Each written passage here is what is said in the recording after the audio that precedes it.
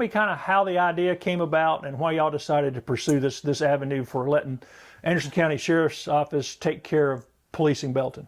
Okay. Well, thank you for not using the word takeover, because that has, been a word that's been used and it's totally misrepresenting what's going on. But probably started talking about 10 months ago, and it's just a constant battle keeping the police department staffed in a small town, and all the neighboring towns across the state have the same problem. So, and typically we lose our officers to the county, and then the county supplies us officers until we hire full staff. Well, it just started thinking, well, what if we just take the barrier out of that and just join forces?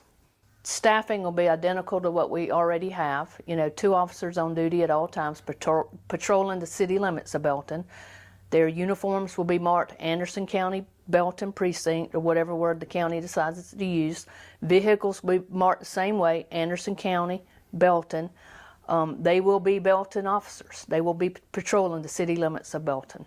And it won't be a daily assignment to them. This will be their assignment. They will know our town, know our people, know our characters. So it's not, they don't show up every day and they say you're going to Belton today, which is kind of like what it is when you have fill-ins. These people will know our town and our people. And when will this all kind of be in place and up and running? Hopefully by July 1st. Okay, so soon. Mm-hmm. Soon. And again, you basically took the funding you're already using for the police department and are using it for this, right? Right. It's very similar to our previous, the bottom line number. What has changed is our operating costs are down, which can create us to be able to have higher salaries. Like for instance, body camera. You don't just buy them, you buy them and then you have to buy the software to run them. Same thing with your computers, and when you're supplying all that for an agency of 15 or less people, the cost per officer is so much more than if you're doing that with an agency of 200. So the buying power of the county is a whole lot better than our buying power. We're on the about to have a new industry come to town. We're very excited about that. It's right now it's Project Palmetto. They're not ready to release their name yet, but it's going to make a big impact in the town. They're going to hire about 25 people at the rate of, I think it's $28.30, which is 20% higher than any other manufacturing facility in the county, and 10% higher than the state. So that's pretty strong. And it's a growing industry, what they're doing, this manufacturing for construction. Beams, yes, yeah. Like for home construction. Right. Mm-hmm. And speaking of that, how's home construction going? It's going great. Today we have 10 houses under construction right now. So, and others calling, asking about property. So that's just seems to be never ending.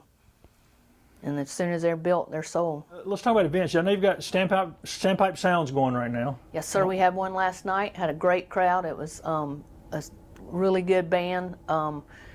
We were excited about that. We'll soon be starting our downtown movie night. We had to buy new equipment, and a couple of the pieces were very delayed coming in, but our event coordinator should have that up and running soon. So that's been fun. Our weather was perfect last night. It's been real nice.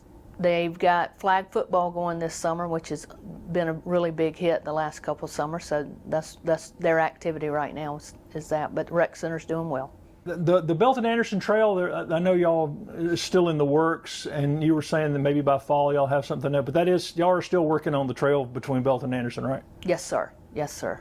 The committee working on it, of course they have other jobs in their life, so everybody's kind of been pulled in different directions. We'll probably circle back together in the next 2 to 3 weeks and get back going on that, but it's definitely still being talked about, worked on, and I feel like Belton will have their little section that goes from the Abney Field to the city limits line. We'll probably be able to pull that off in the next year or so. I was going to say, by the end of the year, y'all should maybe have a plan in place. I would think so, yes. Everybody's real excited about it. It's definitely a goal of ours and the county's. So, yes, sir. Wait, and your trail here, the Bubblegum Trail, gets a lot of use, right? It does. It does. I'm still excited about that, you know. And just to refresh everybody, you know, that trail was built by the Belton Alliance. And really, the city of Belton has a teeny amount of money involved in that. You know, that was all volunteers raising money and doing that. It was a great gift. It was a gift to the city of Belton. Tennis is still strong, and pickleball's coming, and they will coexist, and everybody will be okay. When do y'all hope to have pickleball courts in? Well, the grading has started now, and we got to get some red dirt, then the gravel, and then the actual tennis court construction company will come in and do it. So hopefully in 6 weeks, maybe less. Now, I'm hoping less, but between weather and some of it's being done by. What else is going on in Belton I haven't asked you? Well, we're still working on our dilapidated homes.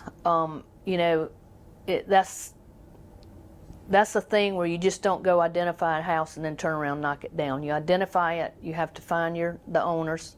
They have the opportunity to renovate it themselves.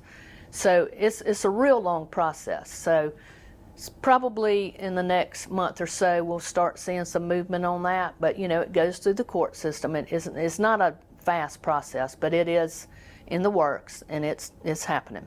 It's moving along. We've got 10 identified right now, and we really can't get too far ahead because, say we end up taking 6 of those down, if they have toxic materials in them, the cost is going to be a lot higher than if they don't. So you really don't know until you get in there and test your materials to know if it's going to be a quick, easy cleanup or a hazardous cleanup. Asbestos, stuff like that, costs a whole lot more money to remove that. So, you can't just identify too many and then blow your budget.